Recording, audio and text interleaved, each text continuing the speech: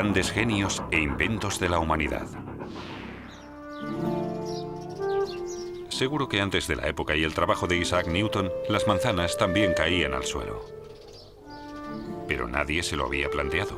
Simplemente era así. Isaac Newton se planteó las causas y se preguntó: ¿por qué tiene que caer la manzana siempre perpendicularmente al suelo? ¿Qué fuerza la atrae?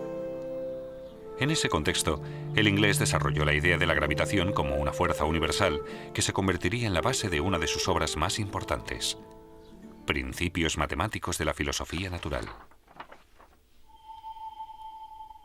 Isaac Newton y la gravedad.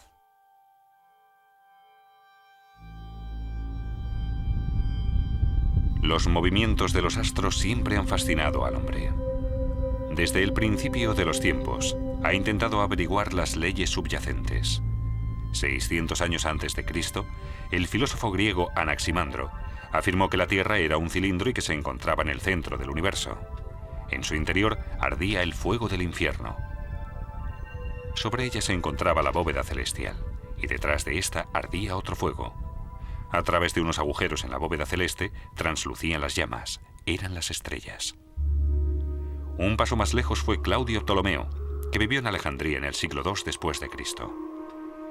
Él también veía la Tierra como el punto central del universo, pero para él, la Luna, el Sol y los planetas giraban en torno a la Tierra en trayectorias circulares fijas, las denominadas esferas. Con esa teoría, los astrónomos fueron capaces de predecir con más exactitud los eclipses de Luna y de Sol y la posición de los planetas. Pero es curioso, era una teoría falsa la que les llevaba a la mayoría de estos resultados. Pasaron más de 100 años hasta que en el siglo XVI Copérnico desmontará esa visión de la Tierra como el centro del universo. El canónigo polaco afirmó que los planetas giraban en torno al Sol y entre estos planetas, la Tierra. Pero no fue capaz de demostrar su teoría. A principios del siglo XVII, el astrónomo Johannes Kepler consiguió pulir la concepción del universo de Copérnico mediante la observación precisa de los planetas y el descubrimiento de la regularidad matemática. Afirmó que los planetas no giraban en torno al Sol en órbitas circulares, sino elípticas. Y se percató de que los planetas más cercanos al Sol recorrían su órbita con más rapidez que los que se encontraban más alejados. Pero Kepler no logró averiguar qué era lo que hacía girar a los planetas en torno al Sol. Isaac Newton nació en enero de 1643 en Woolsthorpe, condado de Lincolnshire, Inglaterra. Su padre, granjero, murió poco antes de que él naciera. Por órdenes de su madre, tomó el relevo en la granja. Pero el pequeño Isaac no estaba hecho para el campo. Se quedaba contemplando el agua durante horas, pensativo, mientras las ovejas se iban escapando. Prefería sentarse en su habitación y decorar la pared con todo tipo de dibujos. Gracias a su tío, párroco, no tuvo que quedarse trabajando en la finca familiar y pudo ir a la Escuela Libre de Gramática de Grantham, la ciudad vecina. Una familia de boticarios de confianza acogió a Newton. Con ellos aprendió sobre muchas plantas medicinales y al poco tiempo ya creaba sus propias fórmulas. A los 18 años, Isaac Newton se matriculó en el prestigioso Trinity College de la Universidad de Cambridge para estudiar matemáticas y filosofía. Pocos años después, ya ejercía de profesor de matemáticas en la universidad. Sin embargo, sus inquietudes iban más allá del campo de las matemáticas. Newton se interesó por diversos fenómenos físicos y químicos, y él mismo fabricaba las herramientas que necesitaba para sus investigaciones. Con su telescopio reflector, estudió los movimientos de los planetas en el cielo estrellado, pero se preguntaba qué era lo que los mantenía en sus órbitas elípticas. Los filósofos naturales, como se consideraba a los científicos en aquella época, debatían las diferentes hipótesis. Entre ellos el inglés William Gilbert afirmaba que unas fuerzas magnéticas invisibles e incomprensibles accionaban los cuerpos celestes en el universo. El francés René Descartes prefirió dar otra explicación. Según él, todo el universo se componía de partículas materiales, y los planetas giraban dentro de ese enjambre de partículas como una hoja en un remolino de agua. Un joven astrónomo inglés dio por falsa esa hipótesis, Edmond Halley. Durante años se había esforzado por formular una teoría del movimiento de los cuerpos celestes. En vano. En agosto de 1684, Halley viajó a Cambridge. Allí coincidió con Isaac Newton, de 41 años, y pensó esperanzado que quizás aquel prestigioso profesor de matemáticas sabría algo más y podría ayudarle. Halley hablaba de una fuerza central que situaba los planetas en su órbita.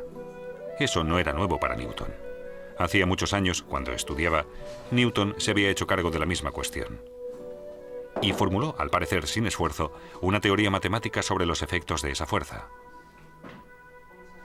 Pero nunca se había preocupado por publicarla y prácticamente la tenía en el olvido.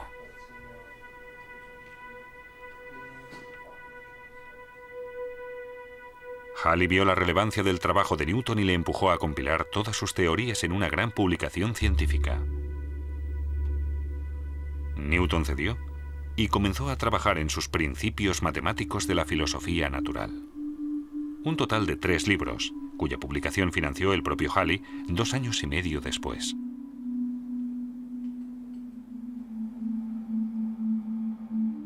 Newton formuló, entre otras, las 3 leyes que hasta hoy constituyen las bases de la mecánica. Esta es la primera ley. Todo cuerpo permanece en su estado de reposo o de movimiento rectilíneo uniforme, a menos que otros cuerpos actúen sobre él.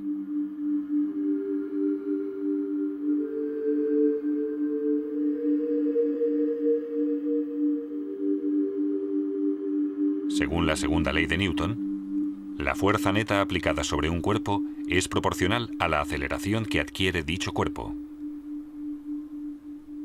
La constante de proporcionalidad es la masa del cuerpo.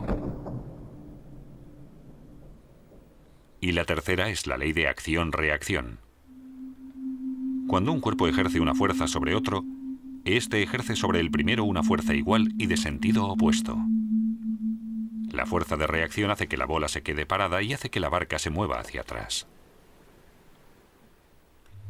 De esta tercera ley de movimiento profetizó Newton que se regía por el mismo principio por el que, varios siglos después, el hombre conseguiría volar hasta las estrellas. Con ello quiso decir que el principio de acción-reacción sería el que haría volar un cohete espacial. El gas caliente que expulsan las cámaras de combustión es lo que produce que el cohete salga disparado en sentido contrario. Isaac Newton ve en las fuerzas la causa del movimiento de los cuerpos. Y en el caso de la Luna, afirma que lo que hace que permanezca en su órbita elíptica es únicamente la atracción de la Tierra. La fuerza contraria a esta es la fuerza centrífuga, que impide que la Luna se abalance sobre la Tierra. A la fuerza de atracción, Newton la denominó fuerza de gravedad. Ahora, con la velocidad de la órbita lunar y la fuerza de atracción de la Tierra, Newton ya puede demostrar matemáticamente que los planetas se mantienen en su órbita por la fuerza centrífuga y la de gravedad.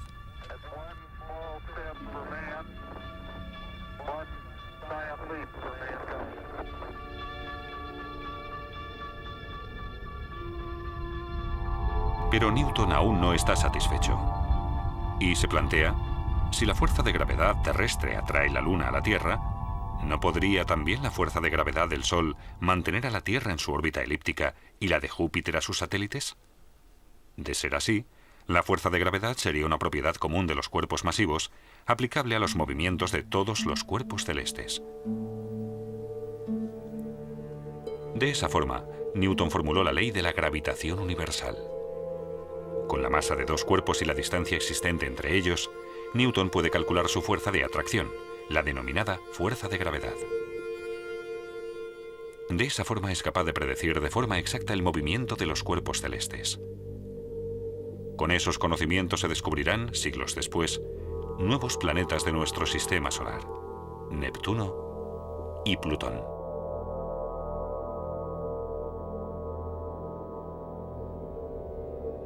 Con la ley de la gravitación de Newton se corrobora matemáticamente la concepción del mundo de Copérnico. Y por fin, se despejan las dudas sobre la Tierra. La manzana cae siempre perpendicularmente al suelo por la fuerza de gravedad y llega al suelo más rápido que una pluma debido a la resistencia del aire. Con el principio de la fuerza de gravedad, Newton también consigue explicar las mareas, alta y baja. Lo que influye sobre el nivel del mar es la fuerza de gravedad de la Luna. Hasta hoy, la ley de la gravitación de Newton constituye los pilares de la física clásica. Pero a principios del siglo XX llegaron Albert Einstein y su relatividad. El trabajo de Einstein revolucionó nuestra imagen del universo. El físico alemán desmontó la teoría de Newton que afirmaba que el espacio y el tiempo eran independientes uno de otro. Fue más lejos en sus escritos y afirmó que la gravedad influye en el transcurso del tiempo. En un planeta mayor y más pesado, el tiempo transcurre más despacio que en uno más pequeño y ligero. Newton describió la gravedad como una fuerza entre dos cuerpos. Einstein la percibe como una propiedad capaz de alterar el espacio y el tiempo. La gravedad de Einstein no solo afecta a los cuerpos, también tiene influencia sobre las ondas electromagnéticas y, por tanto, sobre la luz.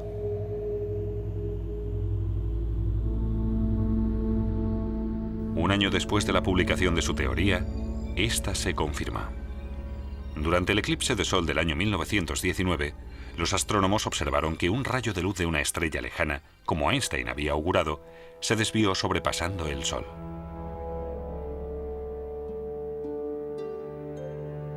La teoría de Einstein se aplica en dimensiones raras con fuertes gravitaciones y elevadas velocidades. Pero nuestro día a día se rige por la ley de la gravitación de Newton. A los 50 años, Newton puso fin a sus investigaciones científicas. En 1696 se asentó en Londres como director de la Real Casa de la Moneda y luchó contra la falsificación. En reconocimiento por sus aportaciones científicas, en 1705, a la edad de 62 años, la reina Ana le dio un espaldarazo y lo ascendió a la nobleza. Sir Isaac Newton murió a la edad de 84 años en Londres y se le enterró en la abadía de Westminster. En la actualidad, Newton sigue estando entre los científicos más importantes de la humanidad. No solo se le considera el creador de la física clásica. La física moderna también le debe las bases de la acústica y la aerodinámica. En el campo de la óptica, Newton descubrió que la luz se compone de colores espectrales. Y también descubrió los anillos de Newton, un fenómeno característico causado por la reflexión de la luz.